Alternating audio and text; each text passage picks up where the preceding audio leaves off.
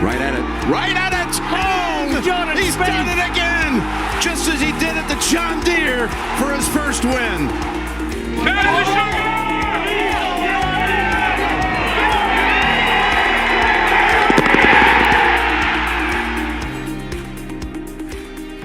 Welcome to episode 42 of the Go Get That podcast, recapping the PGA Championship. Just a little disclaimer before we get going. This might be one of our on tilt podcasts. There's a lot of takes that unprofessional the three of us podcasts. have. It might be an unprofessional podcast. Yeah. Very frustrating from a Jordan Spieth perspective, from the perspective of who the three of us wanted to win, which we'll get into, I'm sure. Bob, how about you, go ahead and take the stage and let the audience know. So the Rangers won today. That's a positive. That's about all that went good for me today. Today is one of the worst days of my life, I'd say. Canes in 5. I don't know about that one. I don't know about that one. Today is one of the worst days of my life. Somebody clip that. I've rued this day for a very long time. Hold on, I need to charge my computer. This is Someone else go. My computer's I'll go. bugging right now. Okay, Sunday at a major. We had 2 Under Armour golfers in the final pairing, and both of them kind of didn't have their best stuff. And then one of them had a 1-shot lead coming up. Who's the other Under Armour golfer? Fitzpatrick. He's not with UA anymore. He's not with the Under Armour, yeah. He's with Castore or whatever it is. Well, then beside the whatever. point. Walmart Spieth, and I guess you could. I'm not going to go there, but I mean, Mito Pereira hits what I call a good tee shot because I play a baby slice, and I take that all day. But for Mito, you just cannot go right, and he makes 6. And then it's Zalatoris and JT in a playoff, and at that point, it's over.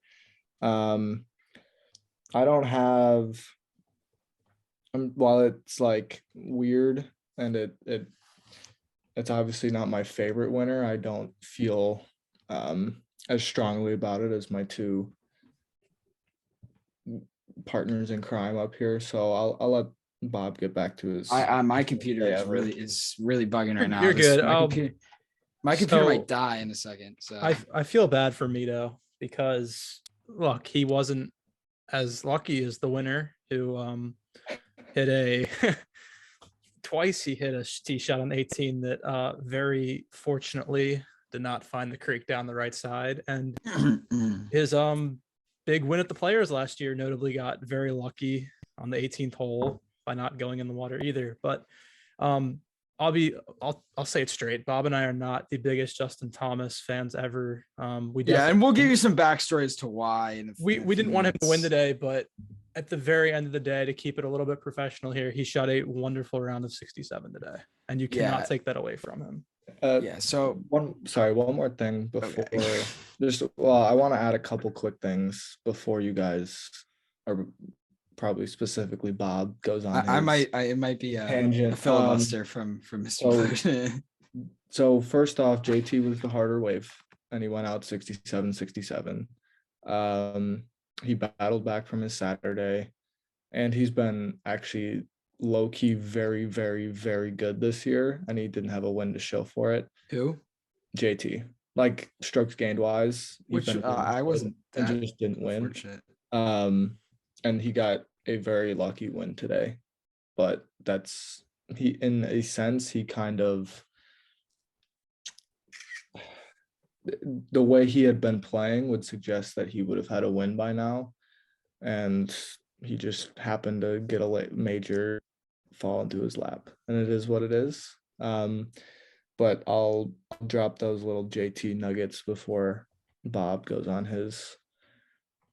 Let me start it off by saying, with a little bit of a professional side first. Justin Thomas did play very well today, and we did get handed a win like 4 weeks ago. So I am not saying that it's not okay to be handed a win, but to be fair, I really never prepared myself for the day that Justin Thomas won major number 2. And the fact that he's one major away from a better resume than Spieth is concerning. But I just have some, let me give you some backstory on why I don't like Justin Thomas, first of all, just to give you some backstory. So I had a family member who used to work with him in high school and just said that he was not a good person to be around. So I have some secondhand, just like against him that way. And also he just rubs off the wrong way of me. He just seems very fake. But I can see why he's likable. Kind of. This is the worst possible way for him to win. Like, it was gonna happen, but the fact that he won it when he didn't, I don't want to say he didn't deserve it, but like, it just didn't feel like it was his major. I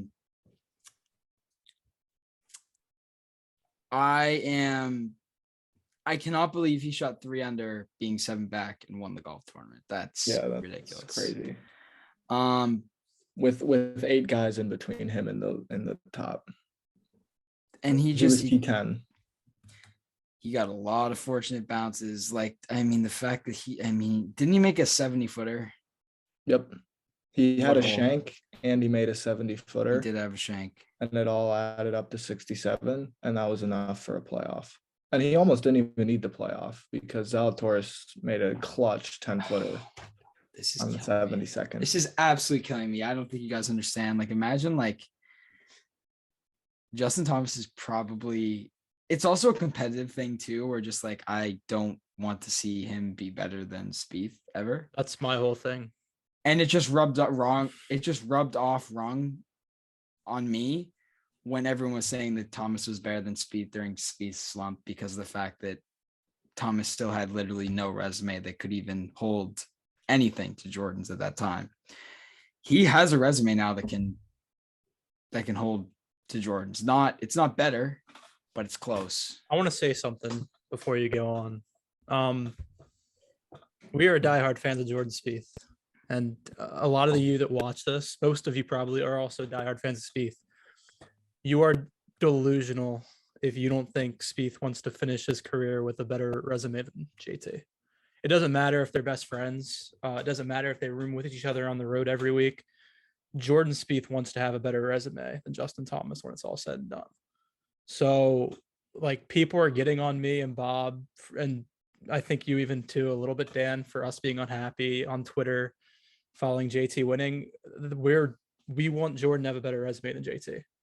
Yeah. And I mean, look, we've been growing. We started this podcast as a mainly Spieth pod, and we've kind of grown into it like an all-around golf, talking about everything that happens in golf. Still biasly, we want Jordan to have a better resume, and JT winning today makes it a whole lot damn closer in terms of how they compare. Well, and it just adds to the since Spieth's win at the 2017 Open, which is coming up on 5 years ago, he's just gotten dusted by Justin Thomas, straight up, flat out, left in the rear view mirror. And to be fair, Spieth dusted him right off the bat.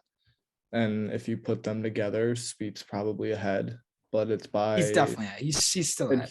Right, it's but not quite yet. It's like a car length now, or a length or whatever. I mean, it's JT, within reach. He's one tournament away from catching him. Right, and it could even be like, I mean, I don't know. He's for sure a major away. I think he's a major away from passing him, I think. Yeah. Unless it's another PGA. If it's another PGA, it's close. He still probably gets the give JT the edge. Nod though.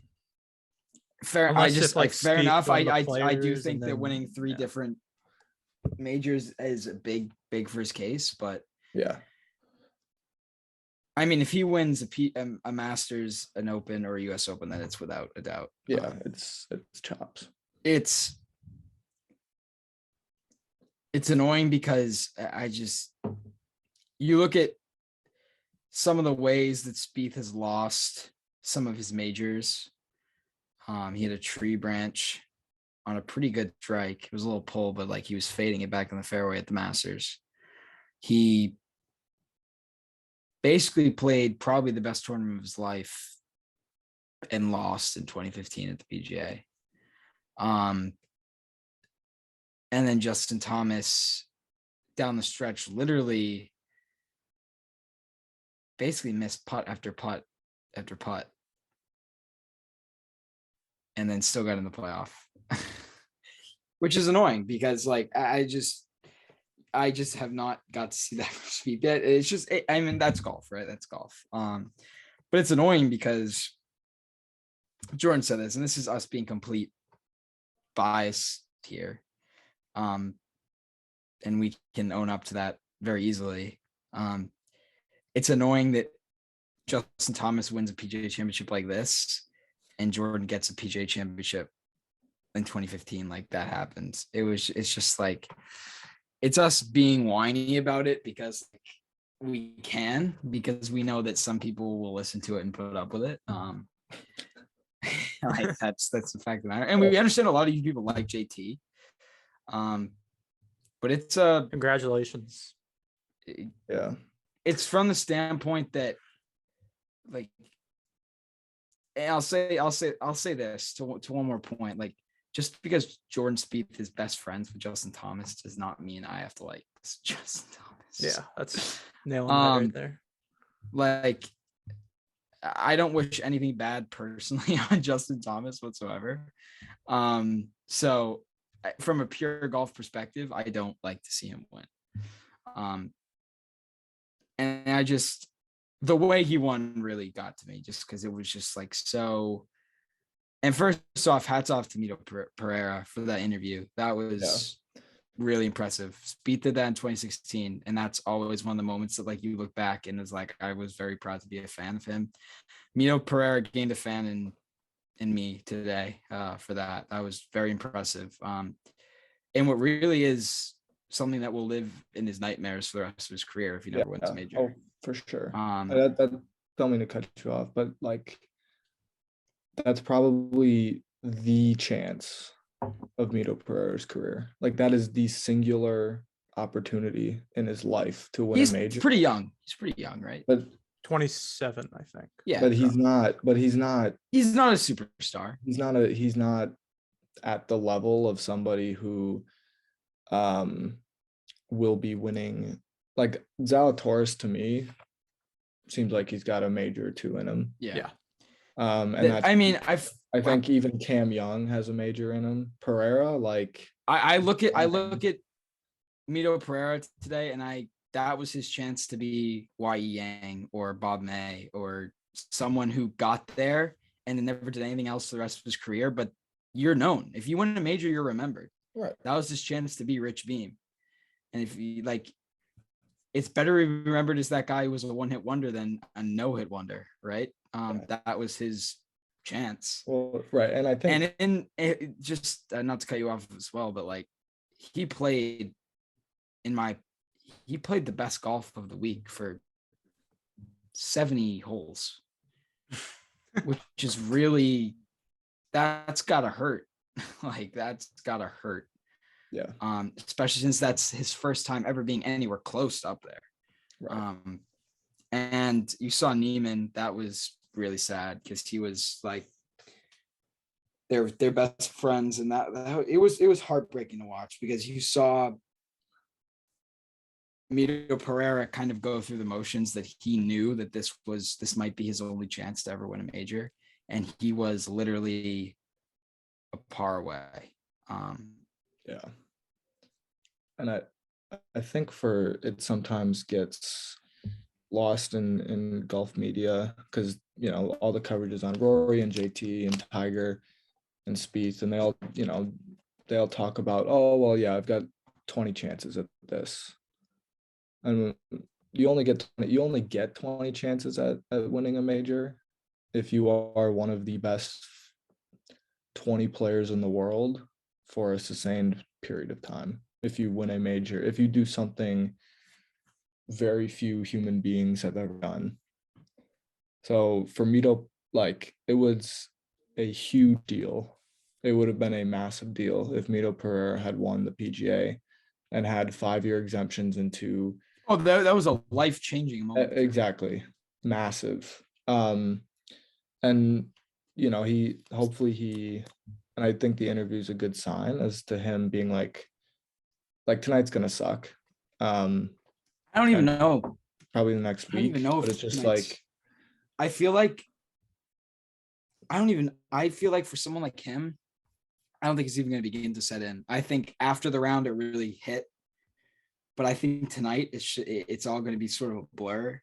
But in 2 months down the road, 5 years down the road, if he doesn't have a tour card, that's where it's going to be like, man, I had it. It was right there. It was right in my hand. I controlled the destiny, and he was really clutch all day. I mean, he was battling a really not his best stuff all day, but he made that 16-footer to answer Justin Thomas's fire down the stretch. And it was just like, it was really impressive. And it was so tough to watch him put it in the water on 18 because mentally never being in that position before, how do you bounce back from that? Like, Yeah, I want to be bring some like more positive, like not that you're not being positive, but like remember that this is Mito's first year on the PGA Tour. Yeah, exactly. That's what I'm saying. He's very It's young. not like good moment for us, like Matt Kuchar at Birkdale, probably last opportunity to major, and we got the better of him. It's his first year on tour. He just moved from 100th to 49th in the official world golf ranking, which is a massive move for him because let's not forget that spot wherever you are in the world determines what tournaments you get into. So I think he'll be around. I mean, this is just his coming out party, kind of like Will at the Masters last year. Like it's not like Mito's had a bad year before this either. I mean, I'm looking here, 3 top 20s so far this calendar year. So he's played some good golf this year besides right. this And week. he's a winner too. Like he's on the PGA Tour because he won 3 times on the Corn Ferry Tour. So he knows how to win. And I'm sure he'll nab some PGA Tour victories at some point. But I think this could have been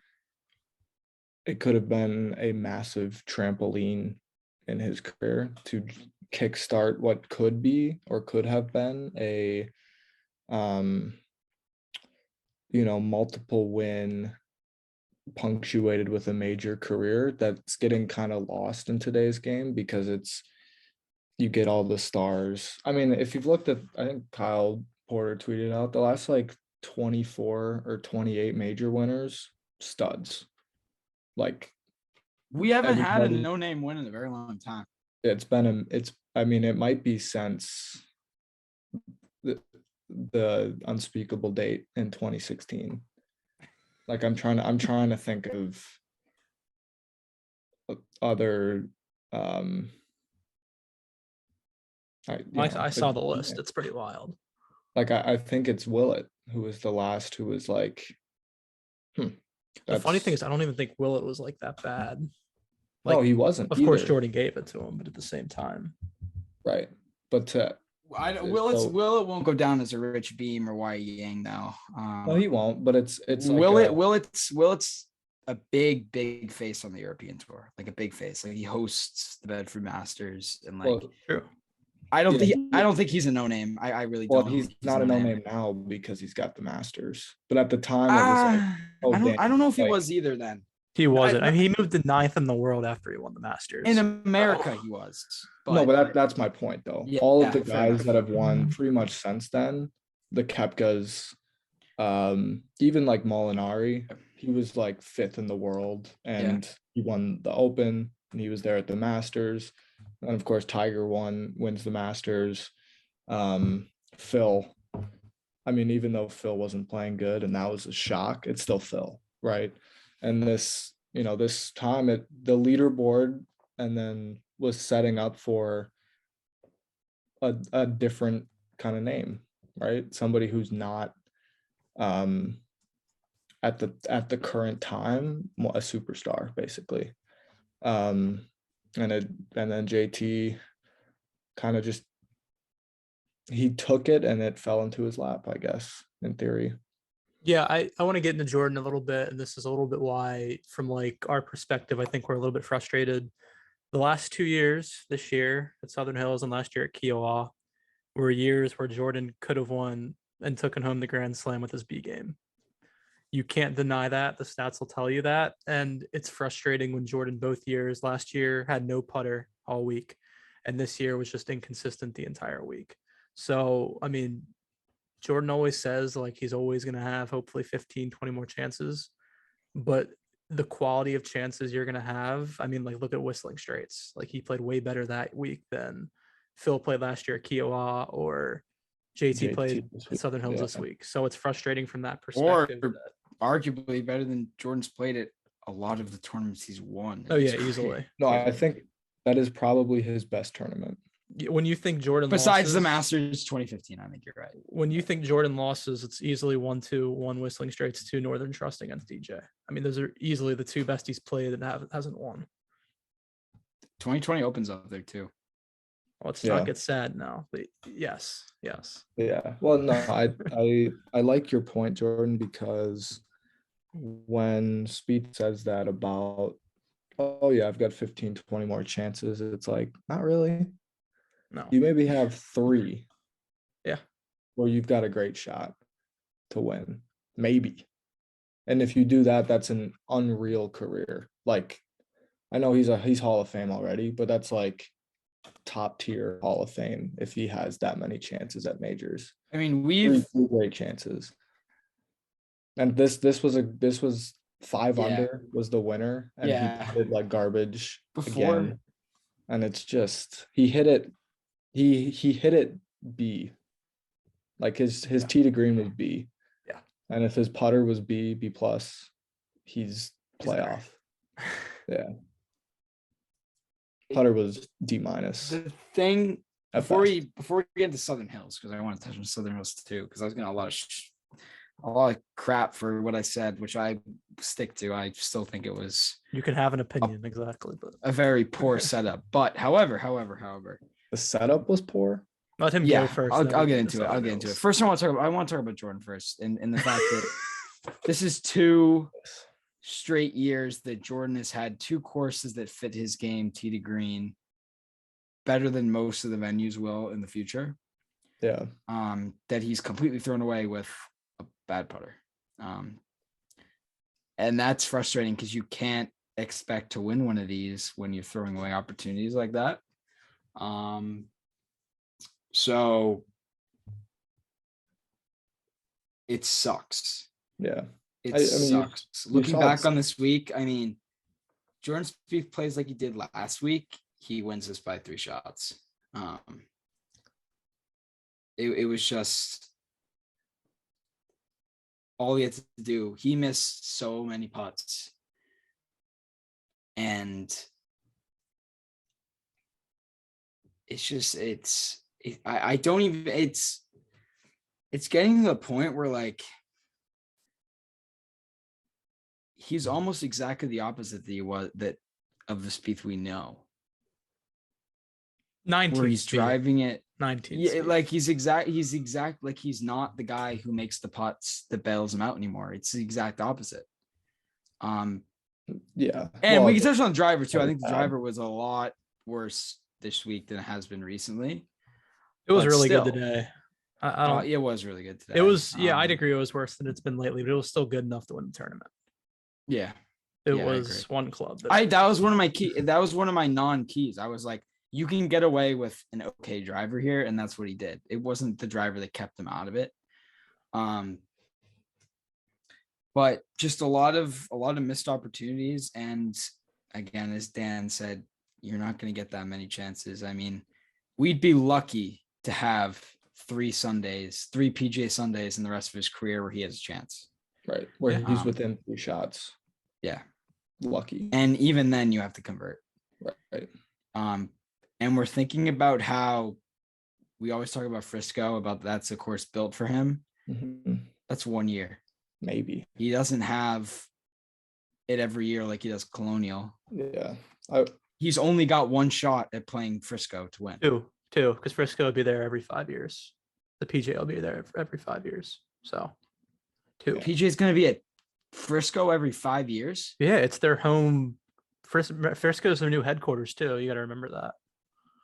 What? Yeah, And we don't even know if Frisco like fits his game. exactly. The course isn't done being built Like yet. So Yeah, we don't even know. It's like, how Texas, good- though. It's just in Texas, and he plays well in Texas. So, but I think the other thing, a more positive spin on this maybe, is that I think good players can win anywhere. very And true. I think I'd agree with I that. think he's very capable of winning anywhere.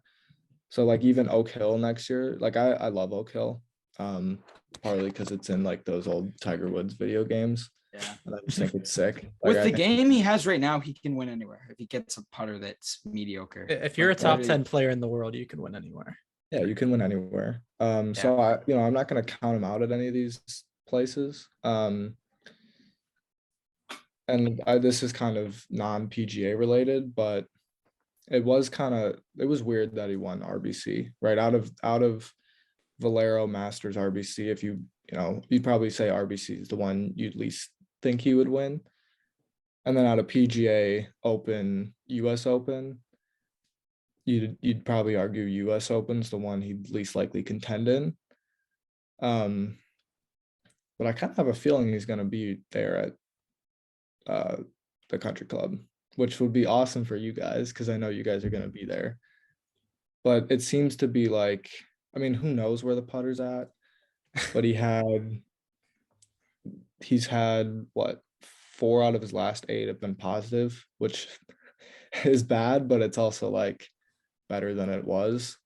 And he's got 2 more events at Colonial and Muirfield, and then a week off. And Well, this is going to be a big test next week because Colonial is a course where he knows those greens so well that if he can't putt there, I'm like lost. yeah, But I mean, the putter today was just, effing brutal. Because like the front 9, he he putted well on the front 9. he made a couple, And then he right? misses 2-3 footers on the back. And I'm like, you gotta be, 17 today, he nearly makes a hole in one on a par 4. Yeah, It's a pretty good chip. That's not an easy chip from 20 feet away. And he misses a 3-footer. He pushes the crap out of it, doesn't touch the hole. Like, that was bad. The other interesting thing today was much better with the short game, but all week it was not good. Saturday's short game was terrible, and I know he was getting frustrated on I didn't Saturday. watch Saturday. I had a tournament. You're lucky you didn't watch Saturday. He lost 2 strokes around the greens and then 2.5 on. Like that's so bad. And being 1 over par going into the weekend, and now knowing that 5 under was a playoff, he gained like 3.5 shots on approach on Saturday, which is more than enough for 67. And then today he missed 2 3-footers, which is also enough for 67. So it's like, it's right there. And he just couldn't get it done, I guess. But I don't know. We'll have more thoughts on him at Colonial. Yeah, For Jordan though, like, we're doing these hypotheticals because it's not like he hasn't putted well in his career. Like, we're so accustomed to seeing him putt at a top tier level like he did in 15, 19. There's just nothing there right now. Like, he's finally like got the driver back at a very, very good level. The irons are getting close to where they last spring. And we're just sitting here thinking, all right, guy that was an all-world putter back then will just have some semblance of it now, and there's nothing. Right. Like, it's like really bad. the ceiling with a putter, the ceiling is number 1 in the world right now. Any semblance, like top, I don't know what the strokes gain numbers are for a top 50 putter, but if he's a top 50 putter, not like per week, but for the season, and he keeps his tee to green numbers, he wins 2 to 3 more times this season. Yeah. He's got depending pebble, on how- that's for sure. Depending on how it shakes out, right? So it's like, it's tough because it's there, and it's the one thing that in theory can flip more than the iron play and the off the tee. And the driving's been better than it's ever been. So Yeah, it's just so frustrating with the putter because it's not like I don't want to say this guy's a bad putter, but like John Rahm, for example, like he has never putted at a all-world level. He's just looking for a respectable number. Jordan has putted at that all-world number. And we just want we don't need that. We just need something respectable, and we can't even get that. That's where it's so frustrating with where everything else is right now. yeah, Jordan's been the best with, except for like off the tee. He's been like top 5 in every other category at some point in his career. And it's just, we're getting like, he's playing kind of whack-a-mole. It seems like a little bit per round, where it's like, all right, putter was so bad in round 1. Let me just go to the putting green for 2 hours. And then he can't hit a tee shot in round 2 or whatever. Right. And it's just, Yeah, it's tough. I said it in my And story. he put a lot of pressure on himself this week too, I think. So Colonial should be contention, but sorry, go ahead. I said it in my story that he was just band-aiding everything together Yeah. this week. I mean, everything was, I mean, even the putter on Friday, he putted well. Everything at some point this week was really good. And then at some point it was really bad. And that's just, I mean, we saw a quote following his round today that he like lost his swing from Sunday to Monday from Byron Nelson Sunday. Did you see that quote, Dan? No. You Really? saw it, right, Bob? Yeah. The one about his swing, like he lost it from Sunday to Monday. Like that can't be happening. That's What just is that? What does that even mean? That I looked at that quote and I was just like, what are you saying? Like yeah, exactly. That rubbed me the wrong way. When Jordan said I'll send that, it to you, Dan. that didn't sound like him. It sounded like a big fat excuse is what it sounded like. Well, it kind of sounds like somebody who's putting immense pressure on himself. It's forcing himself into perfection. Yeah. And it doesn't seem like, it seems like he has to be the ultimate grinder to get his swing where he wants it to be versus having some like keys that just keep it at a certain, I don't know, at a certain level, right? Like there's just a lot of work going on to get the game where it needs to be. And the fact that it can just kind of switch like that is tough. It happened at Colonial last year, Saturday to Sunday. He just lost his swing. And that it took a week to kind of refine it. And that was brutal because it's very like tough too. It's tough from like a fan perspective because he said multiple times this year that he's stroking it better on the greens. He said that again. He said that today, which is frustrating because I'm going to be very honest here. You're not stroking it well when you're pushing and pulling 3-footers like every single round and not hitting the hole. So no, you're not stroking it well. And then from a fan perspective, like maybe like we're being impatient and he's thinking results are going to come because it's frustrating because like, I mean, Bob, do you think he's stroking it better? I do. Alrighty. That's fine. I do too. I think there's just, I thought that a lot of his strokes this week were a lot better from outside of 4 feet. He was pushing and pulling a lot of 4 or 3-footers, like you were saying, and not hitting the hole. But his strokes from 10 feet, I thought were fantastic this week. I'd agree. I thought I did see extreme improvement in that. I saw a lot of confident strokes. But again, I think you got to make them, right? Yeah, it's about getting the ball in the hole. I think. Go ahead. I think I also said that he was starting to stroke him better. I think it's like Valero.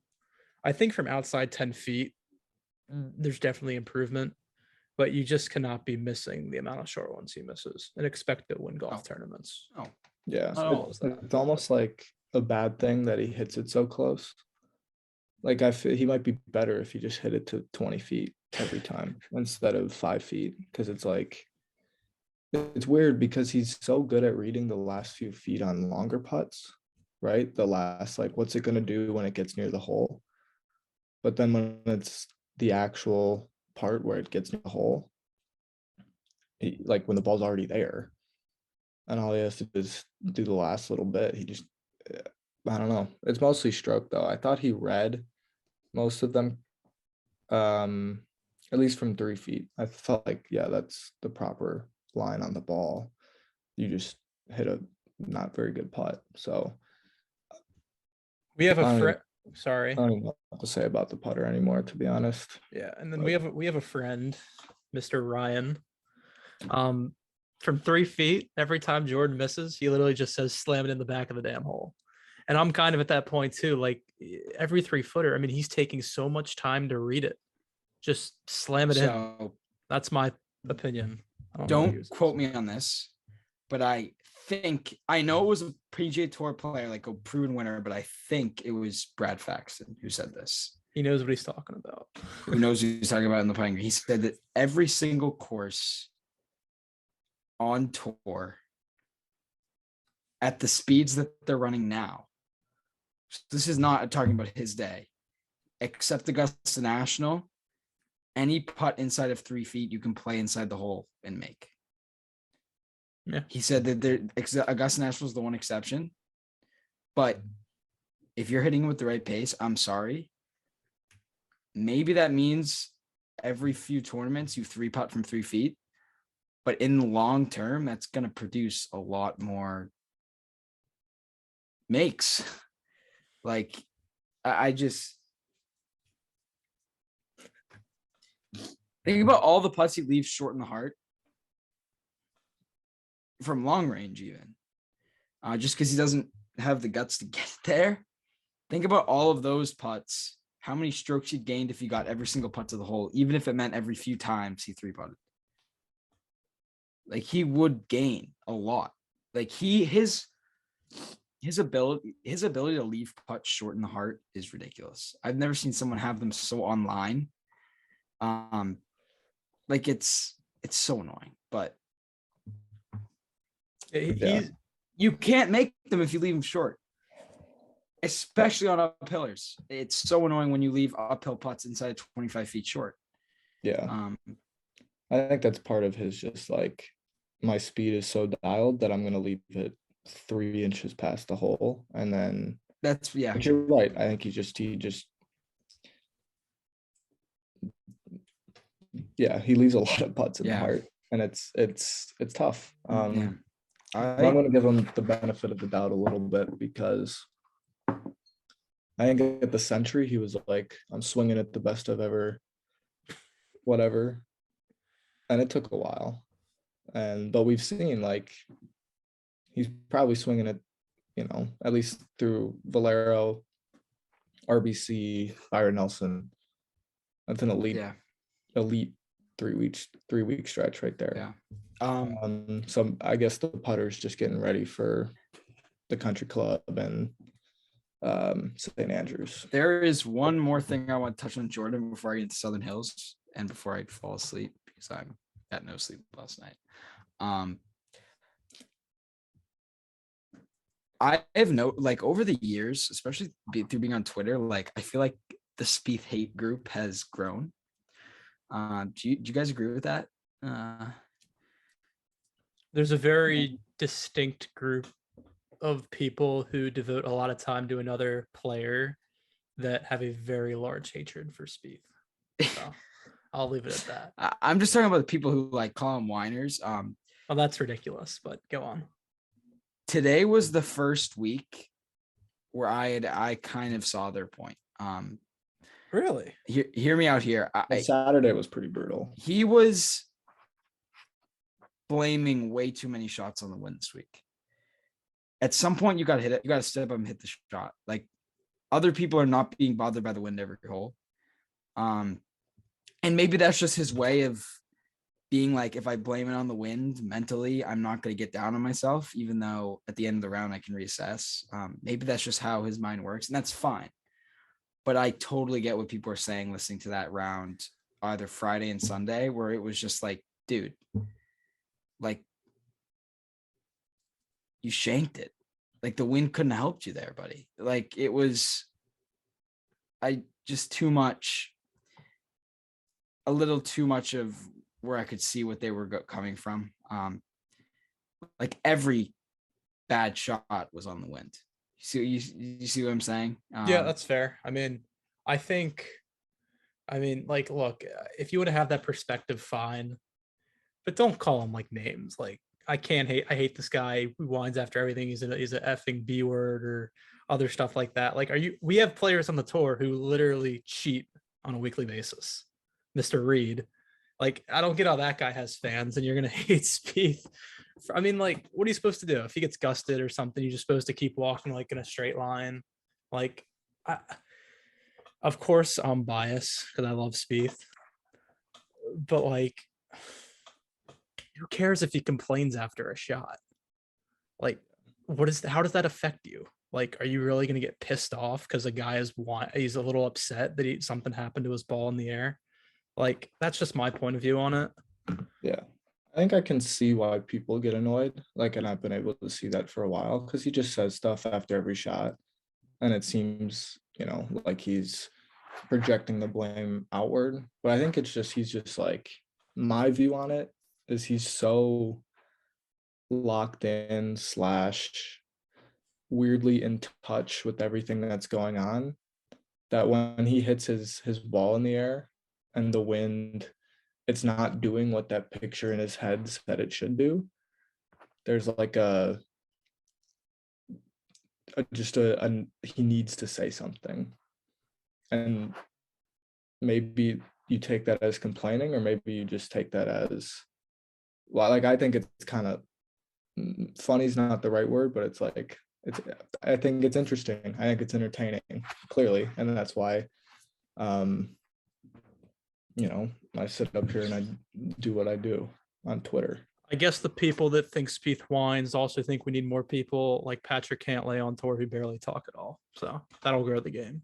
Just having a bunch of guys that never talk. So that's my point. Yeah. And I mean, they can think what they want about Spieth whining. They it's funny because they whine about Spieth whining. That's very true. It's like okay. But and you can think, I just view it in a different light than they do, and it is what it is. I guess whining or complaining is worse than cussing. So right. Well, and it's also like when it goes bad, like Saturday was tough. Because that was kind of a meltdown. The driver kick was hilarious. But if you're not a Spieth supporter, that's just more ammo to your this guy sucks. No, that's one thing I don't. I don't. Here's my thing. I get the whining because that's every week. If I'm so done with the people that are like, this is a travesty for the sport because he kicked his driver. It's such a horrible, example for fans. Like, dude, come on. Like, guys are gonna show emotion. Like, when John Rahm melts down, like, okay, like, I get it. This guy's that's his job. Like, I get it. Like, people show emotions in different ways. None of us have any right to judge how they do that. Nothing was disrespectful. Emotions. Nothing was disrespectful. You didn't kick it at anyone. You didn't give anyone the finger. Like, and I'll say too, would have been great TV if he did, but Spieth's on TV more than a lot of dudes. Yeah, exactly. Partly because he's good, but partly because he's a draw. But it's also like that just increases the chance of you hearing something that he says. Like you could have watched. You could see 3/4 of his shots this week, pretty much, probably a little above that, right? So it's like, okay, so you're probably going to hear, and they all pause because they're like, what's Spieth going to say? Because that way they don't have to talk and they can just let him do all the talking for them. So of course you're going to hear more from him. It is what it is, Yeah, and here's another thing, like Spieth his entire life, and I don't know if you want to call him privileged, but the guy won at the amateur level. He won a national championship in college. He won 3 majors from 15 to 17. He hasn't won any big tournaments in 17. Like, the dude really wants it badly because he hasn't won anything major in 5 years. That's why he gets, I think, a little more frustrated now than he used to. Because, I mean, he's obviously just not winning the tournaments. But, like, he's chasing something. And, I mean, from 18 to end of 18 to 20, something he couldn't do then that he does extremely well now. the driver is back, and the part that he used to have isn't there anymore, and it's Yeah. keeping him from winning tournaments. So that's golf. But I'd like to touch on Southern Hills. Defend my point because I Yes. got a ton of shit on Twitter this week. Like, Well, tons. can we clarify? Because I said I disagree, but Here's know, my statement. yeah, go ahead. Overall, I think the major venue of Southern Hills was low quality. Okay. I think the tournament was great. I think the course is great. It's not the course. It's the venue / setup. venue, Just is like the venue, Well, right? what's the difference between the course? Okay, and just venue? let me talk. Let me talk. First of all, 16 through 18 is one of the best finishing stretches I've seen in a very long time in a rotating major course. Especially when 17 is tee up. I thought the Yeah, drivable was so much better. That was so much better. That's one of my favorite holes I've seen in a very long while. But here's the thing, just the way they set it up was weird. It was not pure. The fact that they were having people wait on the green so that people could drive over their heads, like, that's so weird to me. Like, that's so so that's the course though. That's not the setup. but it's not the design, because they're playing tees that the course was not meant to be played. Like, they had to lengthen it, is what I'm saying. Yeah. Like, But they Right. had to lengthen it for Yeah, the yeah. tournament. That's fair. Okay. For an But- amateur tournament, I think this would be perfect. Like, with the way that they set it up this Okay. week. The greens running at a 13 on Wednesday and Tuesday, being a 10 on Thursday, and then like an 8 by Sunday, that's a joke. That's not true. They were never an 8. They were slow. They never But they were cut 'em. never an 8. An 8's ridiculous for They never a cut major them. championship. They did cut them. They cut them Friday night. They didn't cut did? them Thursday. Yeah, they cut them Friday night, and I'm fairly So confident. they cut what them were Friday. they Friday afternoon? That was I'm not sure. it was but less than definitely not an 10. 8. It was less than 10. Definitely not an 8 though. I can look it up. I think I saw something that was. Well, go ahead. But They were slower, I- Bob, but like I mean, it's 30-mile-an-hour winds. I mean, like, yeah, I you don't- can't do But anything. here's the about thing. that. Here's the thing. that's what the course is made for. They were bumpy, is my problem. I feel like part of People it is catch like it, just can't like they? Mother Nature being a pain in the butt, but I just thought overall it was kind of, I mean, the greens were atrocious Friday. I mean, they were atrocious. I want to be brutally honest here real quick, and then I'll let you go. What do you expect at the old course?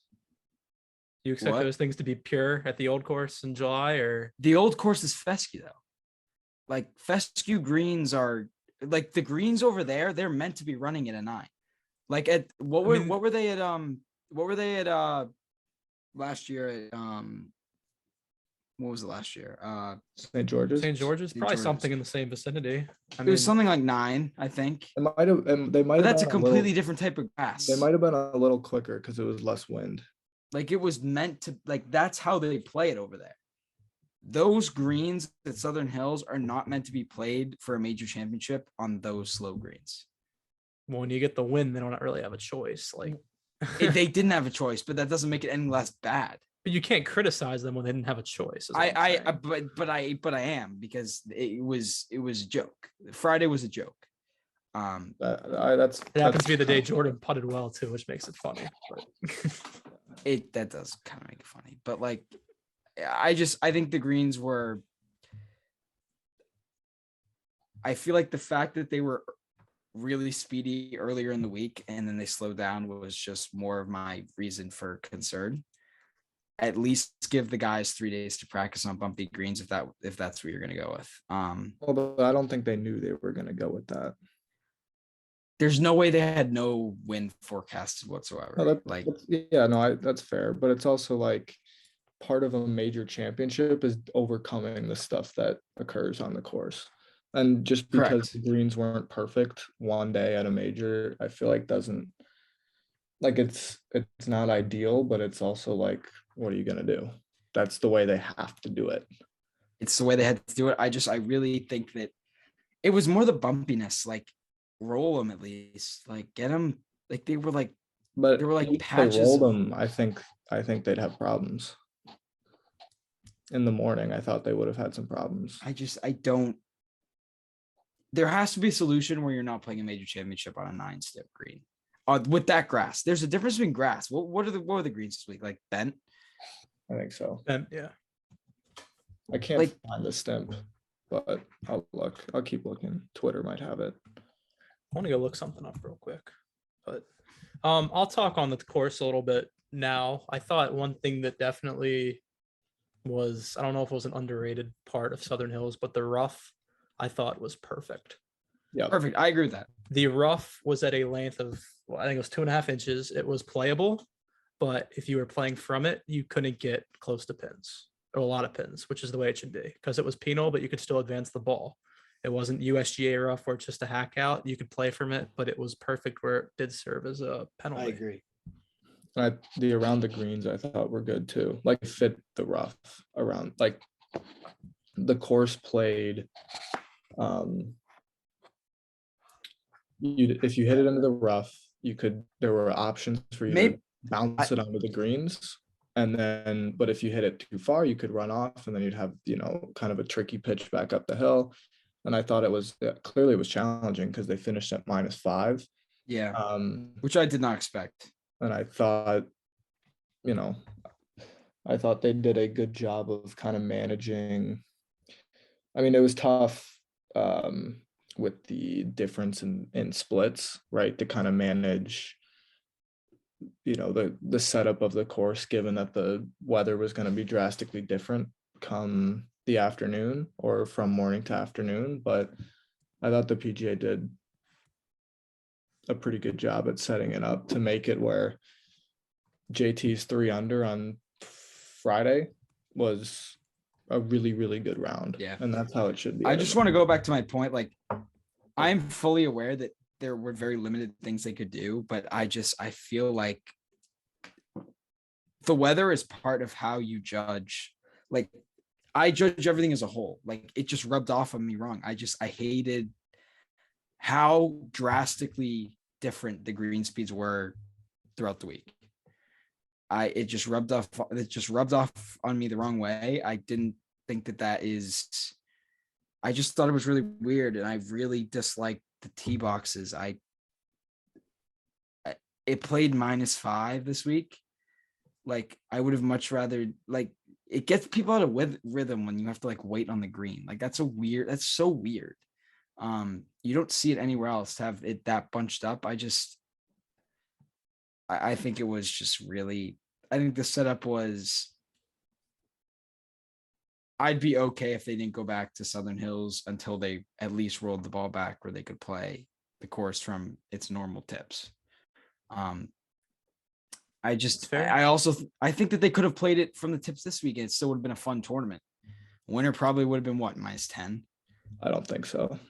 The Maybe not even. Would have been insanely gettable.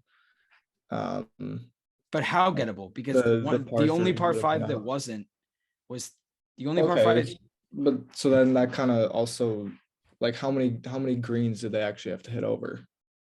2? It was 5. It was like that 6, 13, 7, 8, like that entire corner. Like, okay, so six was hitting, 17 was hitting over 6 green, 13 was hitting over 12, 6 was hitting over 12 green. So it probably shortens the course by 600 yards. No, it doesn't. No way. 500 yards. Yeah, 600? No, it doesn't. No way, then. Because it played at 7,500. If it's 6 greens, and you're telling me that they have to, like, because They didn't play directly over them though. Like, it was at an angle. It wasn't directly over them. Right. my guess would take off like 200-300 yards, Yeah. Okay. which still So- would have made it a lot easier. But the thing was that 13th hole was gettable all week for everyone except for that one wave that got it into the wind when it changed. You mean gettable in 2? Yeah. I don't know about You that. could get there on Thursday. Spieth went for it, Yeah. You could go for it today.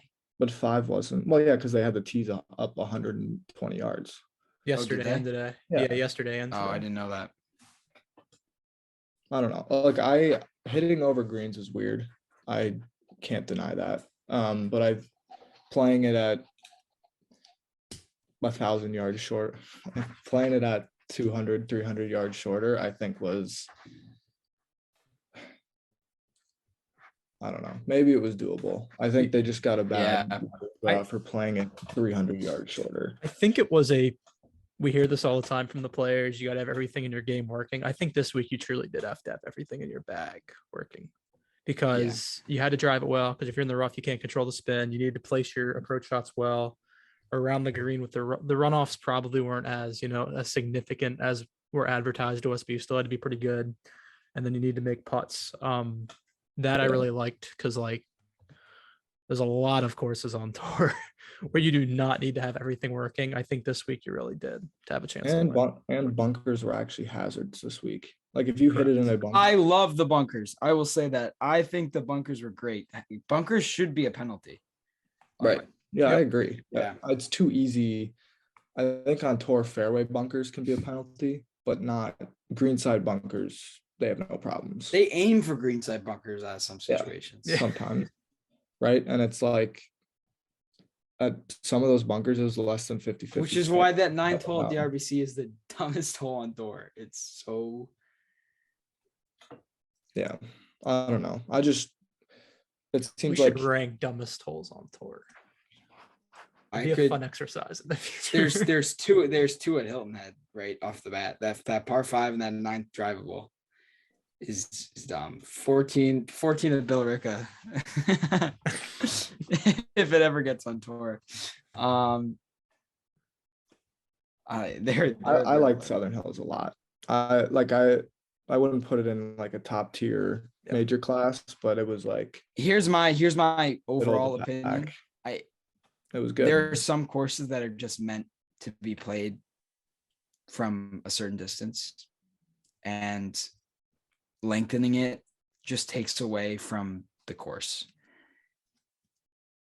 Do you have to do it sometimes? Yeah, but like there are certain courses that are meant to be played at a certain distance. Like that's the matter of the fact. That's how the designers wanted it to be played. So that's fair. Here we are. I feel like this has Southern nothing to Hills do is with tricky, Spieth, though, by the way. because- This has nothing to do with Spieth. Spieth, all of Spieth's issues this week were on him. Yeah. There are plenty of courses that Jordan plays bad at that I find very entertaining. Right. I mean, Spieth played awful at Kiowa and putted awfully, but I love Kiowa sick. Kiowa's fantastic. I wasn't blaming the greens for all those missed putts like that. No, I get your. I think the more I think about it, I probably agree with the. Like hitting over greens is a little weird.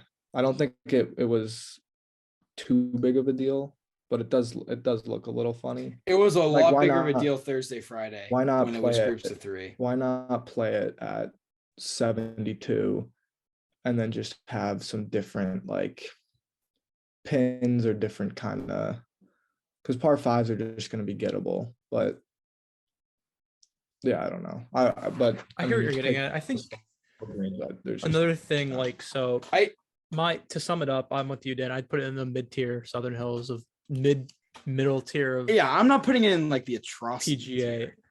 Well, you No, said it's low not a Quail tier. Hollow. It's You not a said Quail the Hollow. greens I and said that the finishes. setup this week was low quality. The overall it was a mid-tier course. I think I like thought that Bob, the setup was low quality, and part of that goes up to the weather. Like that's just how it was. That's just how the draw was. Yeah. Another thing I think you have to like give them the benefit of the doubt for, Bob, is Southern Hills was built in the 1930s. Yeah. So like in order But that's to make what it, I'm saying. I mean, Like there are some courses that are meant to be played from, which is the sad matter that the ball is just going a lot further now. there's a lot that goes behind the scenes to like picking courses to host majors too. Because if you remember, like Southern Hills was not supposed to host this event. Yeah. So I think the Speak on the- PGA of America wanted to make it a big enough challenge. I think that's honestly what they've been going for too. Like props off to them because Yeah. I know Harding Park was kind of a it's- snoozer, but It's like, become a harder yeah, event than the U.S. Open. that's what they've been going for. I think to get that a little bit of respect for their golf courses because Harder. all stuff.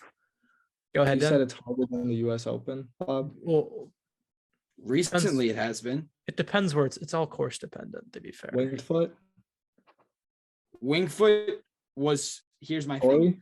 Winged foot was tough, but Winged foot was supposed to be an overpar winner, and they completely botched it. Yeah, because They made that But that's not course- the course though. That's the USGA. That's body. what we're saying, though. We're talking about the way that the PGA and the USGA set it up. That's what we're talking about. Okay, that's fair. But I mean, The PGA America. I wouldn't say the PGA intentionally makes it harder. I would just say I that think they've been trying make to. it- Honestly, They've been make it- trying. I'm with Jordan. I on just this think one. they try and make it fair. They make it where 2 under is a good round. The US Open is either like, all right, we're gonna do this and Pebble Beach, 19 shoot under. somebody. Yeah, but what are you gonna do about Pebble Beach? don't host the US Pebble Open Beach at should Pebble just Beach. not be hosting US Right, Opens. Like, that's exactly. simple. I don't care about how historic it is. They already have a tour event. Yeah, I think the PGA does a really good job of setting courses up, and I think they try and make it a challenge but fair, and they use the course to make it difficult. They don't just like grow up the rough or The US make the Open was green fair super last year. fun. No, US I'm not Open- saying the US Open isn't fair. I'm just saying the way that I can't even think where the US Open was last year. Tory. I just think the US Open has like, all right, the rough's gonna be tall Dude, and that is everything's gonna be firm. the thing And about he- Tory is you can throw me all of the evidence that it's such a great course. It's produced the thrillers. I will never give in. Tory is such a snoozer of a golf course. That course does not. The course has nothing to do with excitement that comes out of it. Like, it has nothing to do with it. I would So- disagree a little bit. The No, course itself you can't is tell me that exciting. any of those holes you are excited to watch. It's not about the holes, but you can't. But that's say what we're the talking about. I'm course- talking about the design of the course. Right, but you can't say that the course doesn't have an impact in getting the best players in the world to be there at the end, because that's literally what they're playing. Yeah, that's fair. That's fair. That's fair. Right. Okay. We're on the same page. Yeah. Do we that's fair. want to wrap it up there? Sure. It was a weird week, I think. Mhm. It's weird that it's over too. It didn't feel like a Like- major. Well, Mm, Okay. I That's Jesus. You just I had mean, to throw be that fair, in the there? leaderboard was a snooze fest for most of the weekends. that means it was only a better chance for Spieth to be there. Yeah. Which is I- another. It was. That's. Yeah. And- the and as leaderboard much was as we- ideal. As much as we want to say he was still in it, he really once again screwed himself in the first round. Yeah. Yeah. Oh, he was 7 behind on Thursday. That's unacceptable. Did the same thing at Augusta. I mean, you're laughing at unacceptable. It is unacceptable.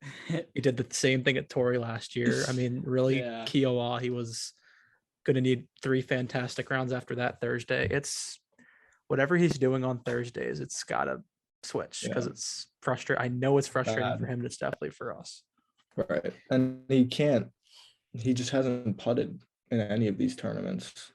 The last tournament he putted. We don't even have data for the putting at the Open, but I would assume that's the last tournament he putted. The last major he's putted well at. Yeah. With like, in the past, like 8 majors, 9 majors, 10 majors. Like it's ridiculous. I will say Thursday, I know the putting was bad. I feel like he just gave himself a bunch of stupidly hard putts, and he just didn't make any of them. Yeah, I mean, a lot of guys talked before about leaving yourself below the hole here, which Right, and he had 10 feet down the hill left to right. Three of his 4 bogeys were that. So whatever. Another major awaits in 4 weeks, I guess. So we'll we got see. Colonial next week, so Yeah. happy place It's of a his. field too. We'll get into that more, but there's a lot of good players there, especially if Batista shows up, which Sure. I kind of doubt, but we'll see. His choice. Any closing thoughts there, Bob?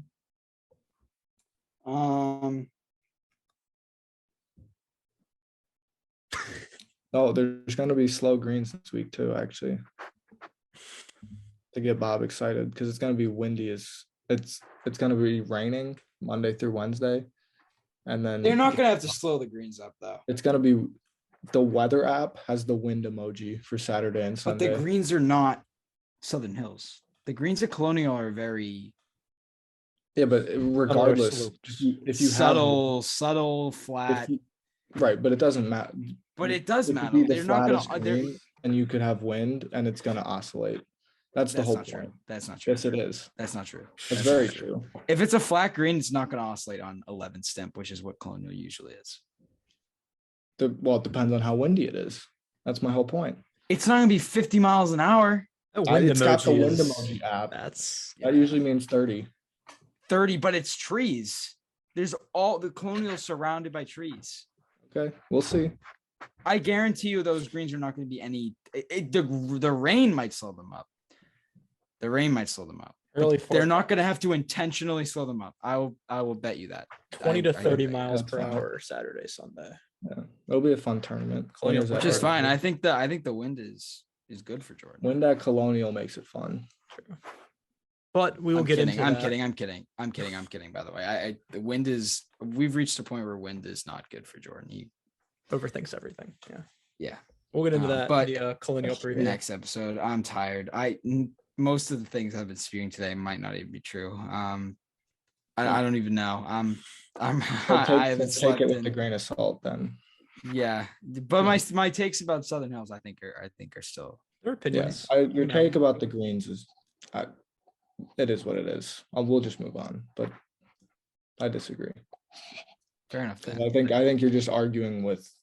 You're just whatever. No, it doesn't matter. The fact of the matter is that the greens on Friday morning were atrocious. Not Okay, major but championship and there's standards, just nothing they could have done about it. I don't which think. is part of the problem. All right. right. This I've was got a backup You're course. You're mad This about was a something. you can't backup control. course. Backup course. Backup course. Like, was this True. course meant to be played in May? Like, I don't know. It's a very fair point. Dude. It's very important. Exactly. That's what I'm saying. That's what I'm saying about Mr. Ranch. Put him in April. Yeah. Put him in April. Mr. Ranch. We're ending it All right. here. I've heard Yeah, enough from we're Mr. Ranch. stopping. Take care. Dan, Mr. Ranch. Say goodbye, Bob. Goodbye.